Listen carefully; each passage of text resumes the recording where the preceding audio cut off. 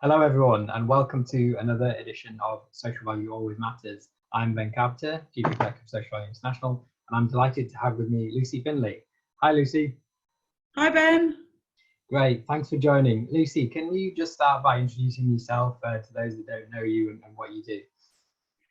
Yes, my name is Lucy Findlay and I'm the founding managing director of the Social Enterprise Mark CIC.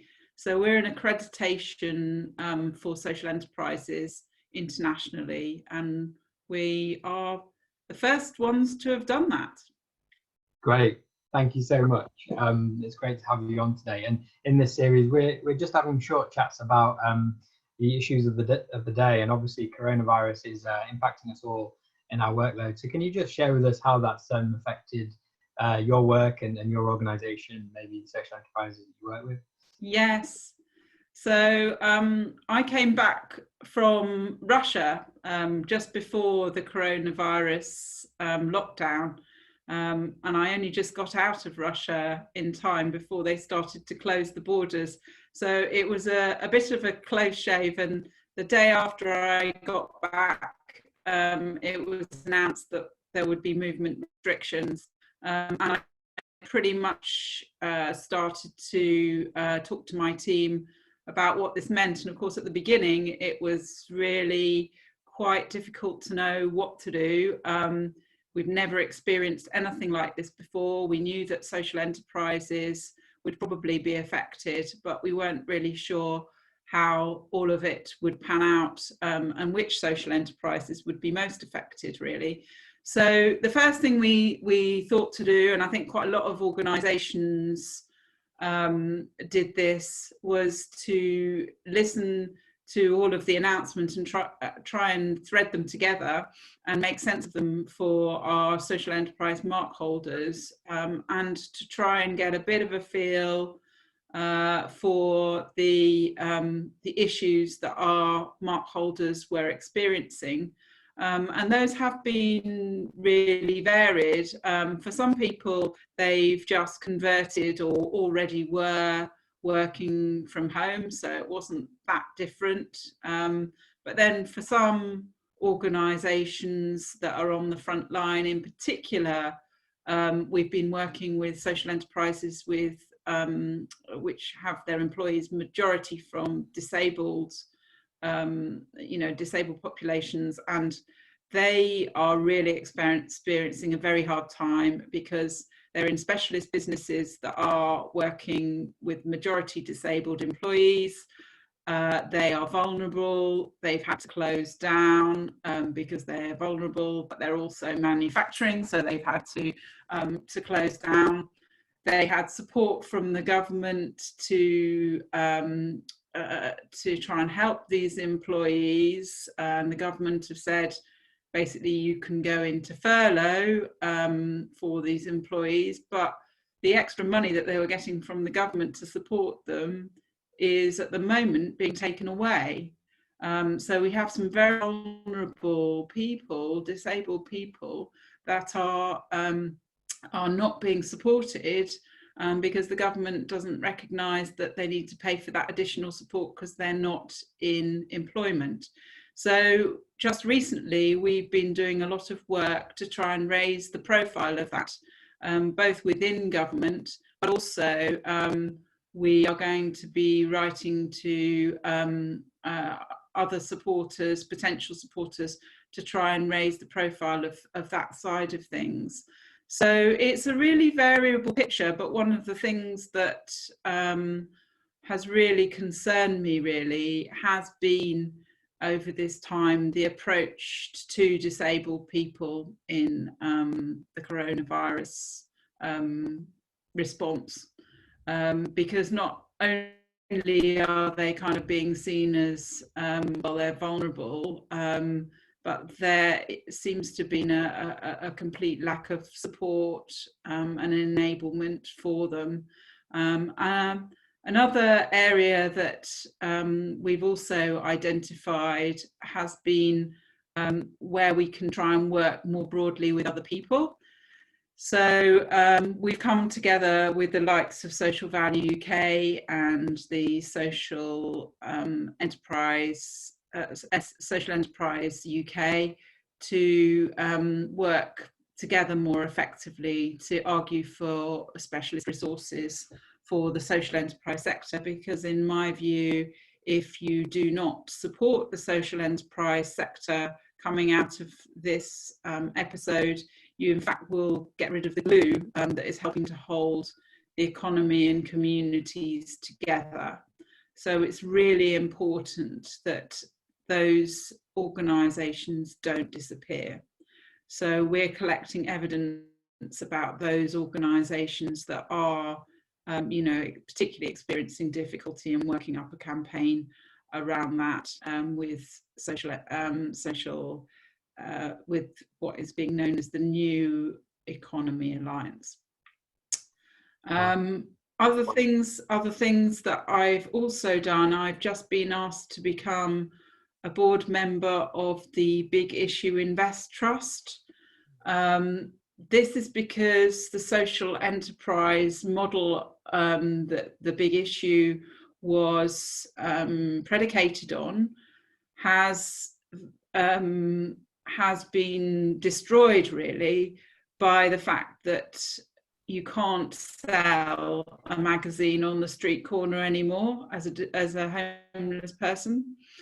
And so the idea is to change the business model to a subscription model and to get donations as well from others that want to support the work of the Big Issue. And the Big Issue Trust will be the charity that ensures that those donations are properly handled and can support both the homeless people who usually sell the magazine, but also support the work of the organisation to keep it going in this time when, another vulnerable group, homeless people, are not really properly being supported through the difficulties that they're finding through COVID.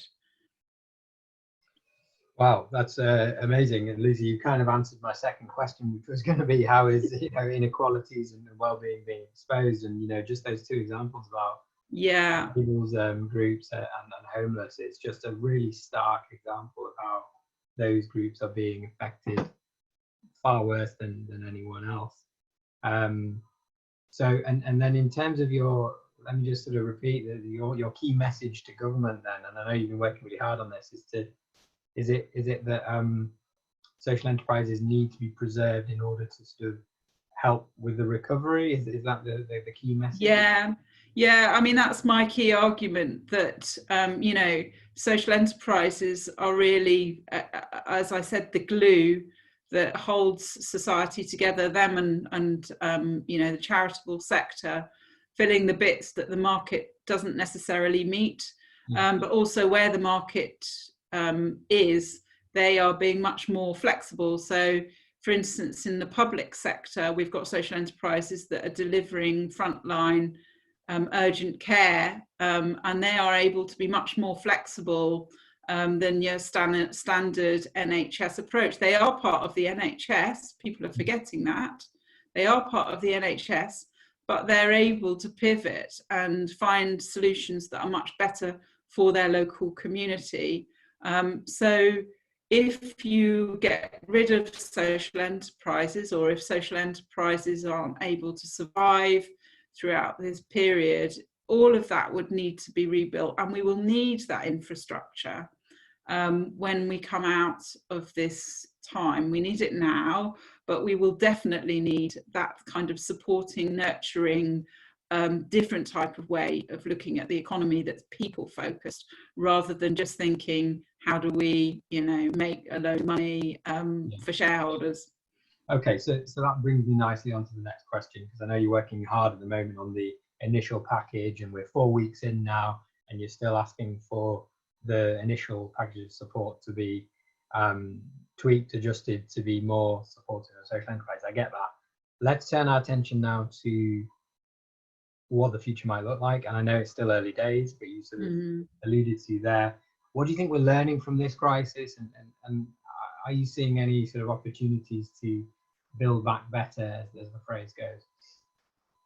Yeah, it's interesting that you say that, because we held a session with one of our friends, Phil Hope, who's an ex-Labour Care Minister, who's been asked to put together a healthcare devolution commission, which includes the likes of Andy Burnham and others that have previously kind of worked in this field.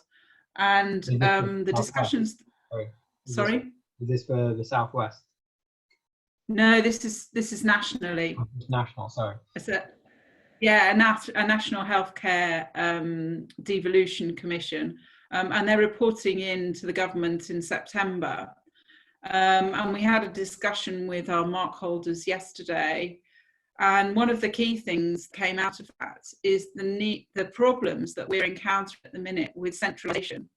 And the centralised approach is just not working. And the good thing about social enterprises is that they understand their communities and that they can pivot to the needs of their communities and to really understand how they can get things to the front line if needs be, and also, you know, what the ongoing issues are with those communities. And they're very good at working in partnership with others. And part of the problem I think that we've had over the last, you know, it's not just the last 10 years, it's the last 20 or 30 years. It's kind of been, oh, well, the government knows best.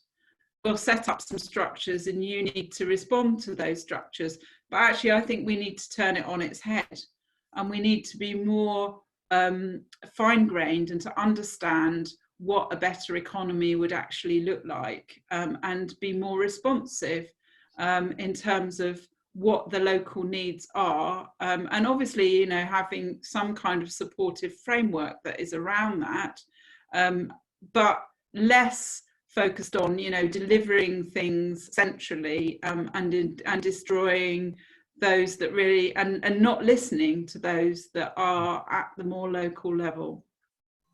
Yeah, I mean, listening and responding to people is at the heart of, you know, Social Value UK and International's mission. So I fully support that. I think that's right, and maybe that will be one of the good things to come out of this, is that there is a recognition that we need to continue listening, because to be fair, with this crisis, we've all had to suddenly be more alert to what's important to people and put things in place. And I just hope that can continue.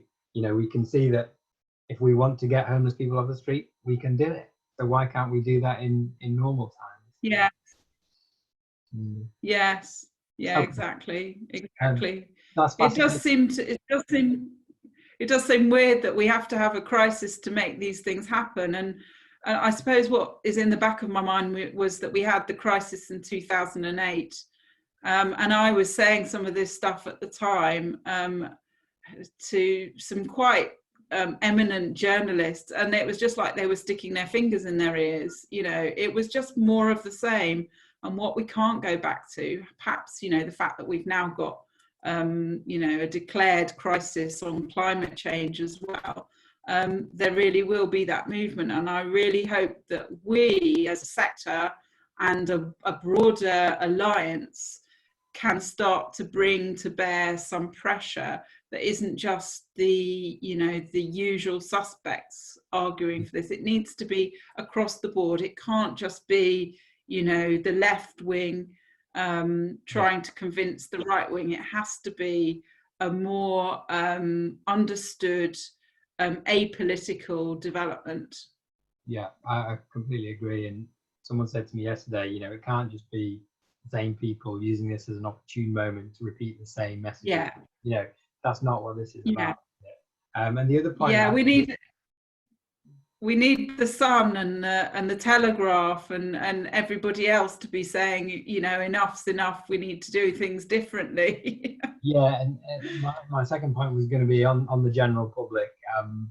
I feel like there is a a heightened awareness amongst people that don't normally think about well-being and inequality at the moment. You know, I'm very aware that most of my conversations throughout the day are with people that are in this space, but I can see now that when we talk to people, friends that perhaps don't have jobs in this sector, they're talking about it now, and I think we need to capitalize on that and tap into, yes, you know, the ordinary person on the street, if you like, is suddenly recognizing that key workers aren't being rewarded on a normal basis, and yes, you know, do we want a bailout to favour the banks again, or do we want yes, to bail out airline industries? I think yes, you know, I wasn't in this space in the early crisis, but I'd be keen to know how different it is. Feels quite different to me, but hey. Okay, so just to wrap up, we've talked about sort of the huge inequalities and the dangers and the risks we face. We've also seen some really kind of heartwarming moments of the best of human spirit, if you like. So have you got any examples or anything that's particularly inspired you, given you optimism? It's weird, isn't it? Some days you go through ups and downs at the moment. You know, one minute you're kind of tail spinning down, and the next minute you're kind of on a high. I think for me, to be honest with you, the ups that I've had have been my conversations with people, not obviously face to face, but feeling part of a family internationally, because over this period of time, we seem to have had even more international dialogue with people that are thinking the same thing. And you know, we were wondering, well, will people just hunker down and go, you know, this is all too difficult, we've just got to survive. But actually, some of our contacts all over the world have just kind of materialized and actually upped their game, and said, yes, we want to go for it and just change things. And so it's almost acted as a catalyst for more collaborative and international approaches to, you know, what the solutions are. So I think that is, if I was to say, you know, what makes me come away and think, whoa, yeah, that's really made my day, that has been it. You know, just hearing from other people the energy and the drive and the real kind of urge to act and not to just sit on our laurels and say it's all too difficult. And by the way, you know, I'm worried about my own position. Yeah, I'd echo that. You know, it's really has been uplifting, and certainly that level of collaboration and willingness to pull together, rise to the challenge. Yes. Really, really great. Okay. And on that note, I think we should probably end it. If you've got further links or sort of bits that you want to share with audiences, just send that to me and we can put it at the end. Yeah. I'm about to do a blog. Well, I've just nearly finished it, fingers crossed. I know I keep saying I'm doing it. It's like one of those things that I'm doing in between all the Zooms. It would be good to probably make a bit of a link to that as well. And we've also got a new page that we've put up, which is our response to COVID, which we're putting all of our stuff on our front page. So it'd probably be good to put a link into that as well. Perfect. Okay, that's great. Cool. Appreciate your time.